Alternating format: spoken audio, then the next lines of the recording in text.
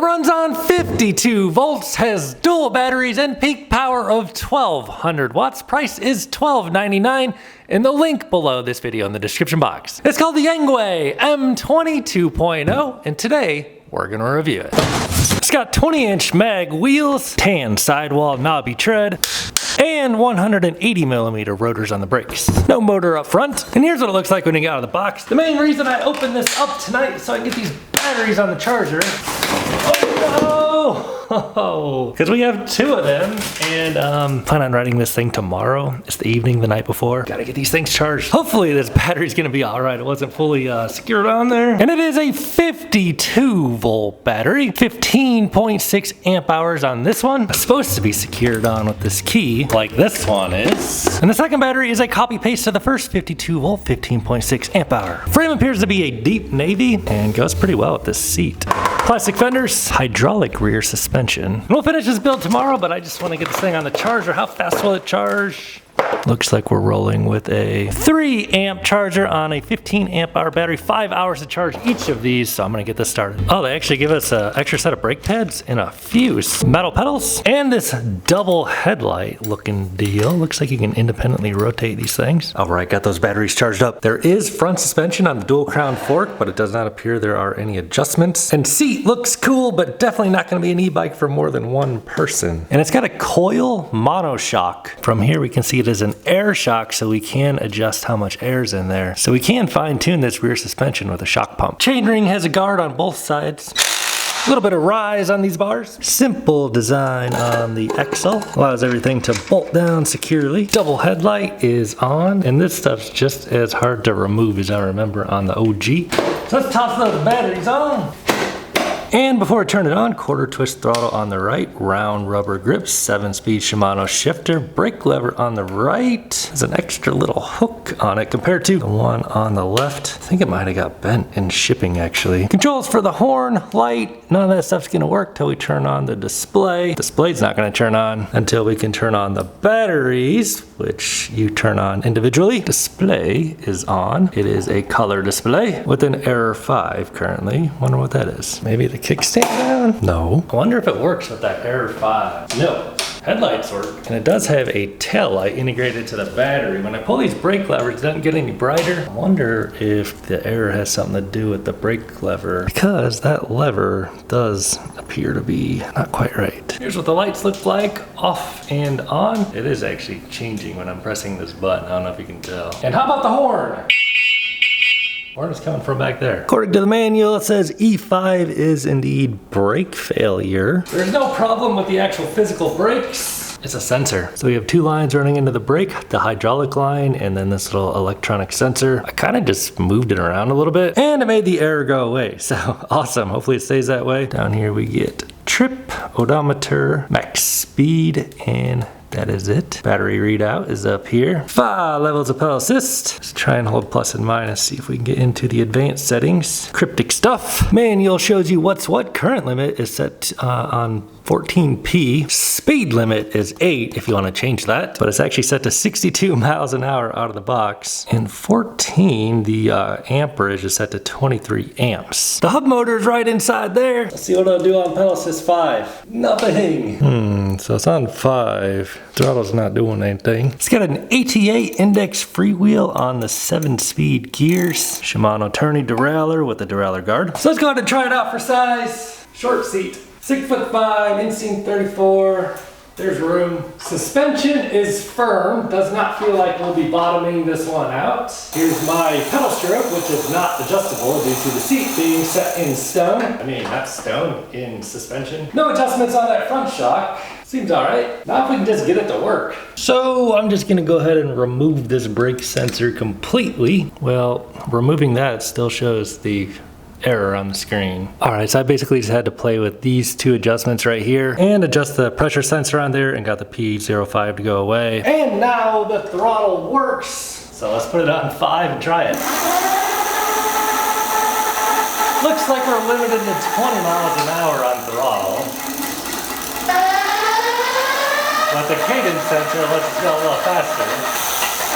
brakes work. So throttle will take us up to 20, and then you got a pedal to get to 28. Pretty typical. It's weighing time. How much we weighing here on the battery? 10.4 times 2. 21.2 for the 2 batteries. This bike does have a nice little grab bar on the back. Me and the bike standing on the scale weighs 277, and today I weigh 196.6, so that math will be on the screen here for you. I think that'd be about 102 with the batteries on it. All right, dudes, let's take out the Engwe M20 2.0 for a little adventure here. Check the range on it, see how this thing performs. Hopefully we don't have any problems with that brake sensor today. P05,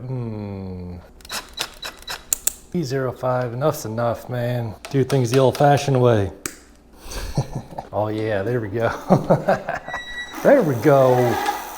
Don't have to worry about that problem anymore. Let's go do the thing. So now with that brake cutoff sensor not plugged in anymore, we do get a brake light on the left one only. So let me show you what these lights look like rolling through this tunnel. You can turn them on and off, and they're actually pretty bright. And let's see how it does on the 20% grade. So I have it on pedal assist 5 here, and we'll do throttle only. I weigh 200 pounds. What kind of torque we're working with? The shorter wheels generally have more torque. It's doing, 7 miles an hour, throttle only, so solid. Display is decent. I can read it out here. Let's try throwing on these sunglasses, see if we can see that thing through there. Oh yeah, I can see the display just fine. Change your life for $5. Oh, no thanks, man. I'm not trying to change my life. My life is awesome. All right, let's try out the pedal assist modes on this thing. We'll flip it on down to 0. You get no throttle at all, and then we'll throw it on 1. Appears to give you all the power on pedal assist 1. Yeah, it's taking us up to, it'll take us all the way to 20, which is the max on throttle only. So if you want to go beyond 20, you're gonna have to use that cadence sensor and start rotating your pedal just a little bit. We're on gear 1. Actually, you know what? Is it a cadence sensor or is it a torque sensor? It's not giving, oh, hold on. We're only on pedal assist 1. So on pedal assist 1, pedaling, it'll take you up to very slow. About 5 miles an hour there, so we'll flip that on to gear number 3. Obviously this bike's not really going to fit me too well at 6'5". Pedal assist 2 is a cadence sensor. Doesn't matter if you're pedaling or not, but we can pedal about gear 5 going 10 miles an hour on pedal assist 2, and pedal assist 3 gives you an instant boost up to about 14 or so, and 4 I can still keep up, but yeah, I'm running out of gear on gear number 7, doing about 20 miles an hour, pedal assist 4, and then pedal assist 5 should unlock the full power. I'm just ghost pedaling at this point, meaning there's no tension applied to the chain at all. I'm just rotating my legs to trick the sensor, just like we tricked that brake sensor. We're just all full of tricks today, but rolling in here, you can definitely feel the weight of those 2 batteries, so we should get some pretty good range out of this. I kind of wish we could go faster than 20 on throttle only. However, a class 3 electric bike speed-wise is limited to 20 miles an hour on throttle only, so this is class 3 speed-wise. Power-wise, I don't know. Oh, yellow Ferrari. Let's try not to get clipped by the door there. So considering I'm not really incentivized to pedal this bike, since I don't really get a good pedal stroke at this at such a tall height, and our speed is limited to 20, I'm guessing we're gonna do some pretty good range on these dual batteries. Let's fill the suspension out. It's fine. It is an air and coil shock on there, so looks like the sidewalk's blocked a little bit here by some person. Nimble enough that we can get around that stuff, and suspension does feel a little bit tight off-roading, and I'm just gonna start ghost pedaling here because we need to keep up with traffic. There's a little bit of a delay on that pedal assist sensor, probably about 2 seconds until it kicked in power, and it does. Oh, that was a pretty harsh pump right there, man. So I could let some air out of that air shock and make it a little bit softer on the suspension. The spring rate is set in stone. I didn't see how many pounds per inch the spring was, but it feels kind of firm. Going into headwind here will get us to around 26, 27. Got the high power scooter out there doing a full face helmet. I'm gonna pull out that manual later, see if we can unlock the throttle to give us top speed, but let's do 0 to 20 right here. Ready, go. Eases on that power, and I'm gonna start just rotating my legs to kind of trick the sensor.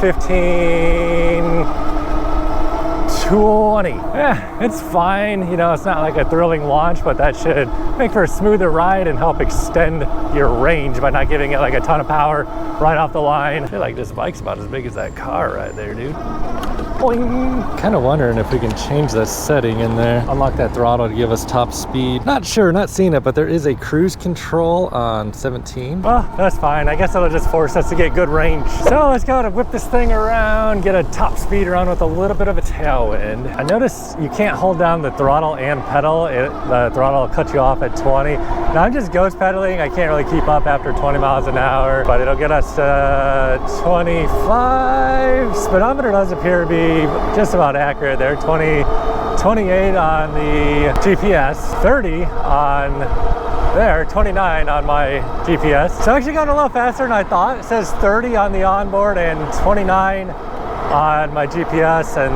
that's about it. Let's get out here and see what's happening in the neighborhood today. We'll try it on the sand here in a little bit. Don't have a high degree of confidence in this one. We shall see. Looks like we got the bike cops out here today, so feeling legal on this thing. And we're gonna go out and see if it can rip up the sand here. Go, little bike, go! No is the answer. But we have a throttle and some knobby tread. It can get a little traction there, and go little bike, go little bike, go little bike, go! Normally I feel the suspension out here, but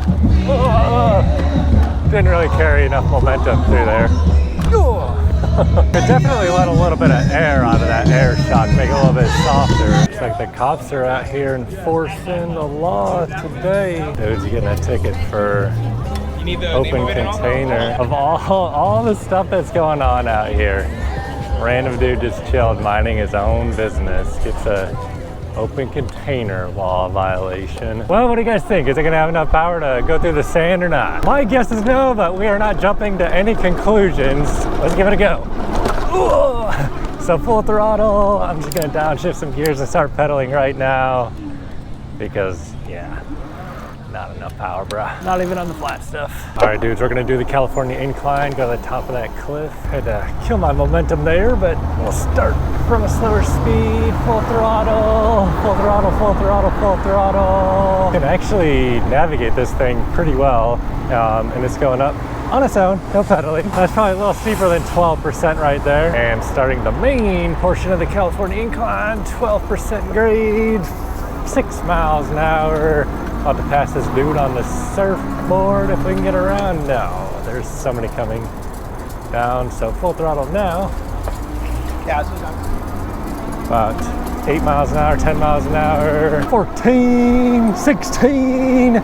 This display I can actually see very well. 18 miles an hour, and I'm gonna start pedaling because we might go beyond 20.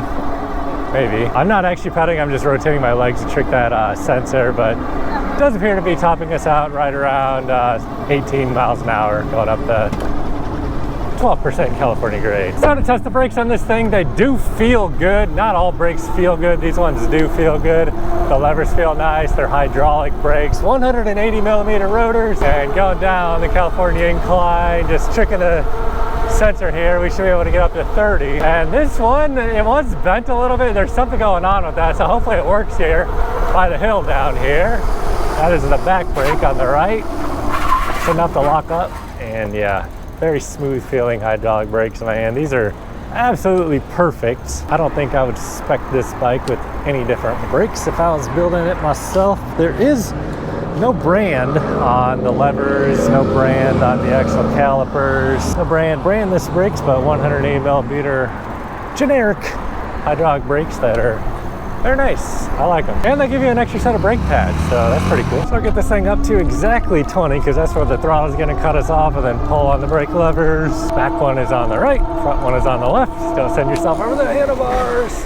Yeah, these are nice.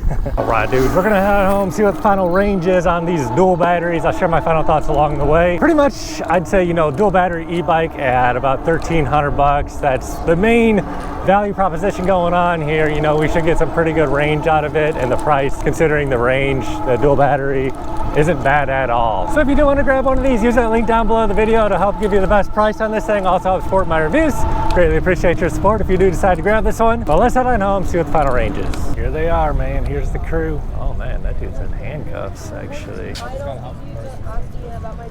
Dude's definitely in cuffs. And I have a job, and I have a career, and I have money, and I have big bills, and I paint. Oh, looks like there's a stretcher for somebody here. Not a good day for somebody over here. All right, dude, just rolling into the neighborhood. Hour and 31 minutes ride time, 17.32 miles. Average speed, 11.31. And I'm pretty much just pinning this thing at 20 the whole ride home. And it is showing 4 out of 5 battery bars remaining, which checks out. I mean, it is dual battery and we are limited to about 20 miles an hour on throttle, that is. And I did not pedal this thing at all. So, you know, keeping that speed down below 28, down, you know, 20 miles an hour, you're gonna get much better range. So if you're looking for a pretty decent long range and a small lower power package for a decent price, 1,300 bucks, click that link down below the video, buy this e-bike through that link down there. It would help support my reviews here on this channel. However, if this is not the kind of electric bike you're looking for,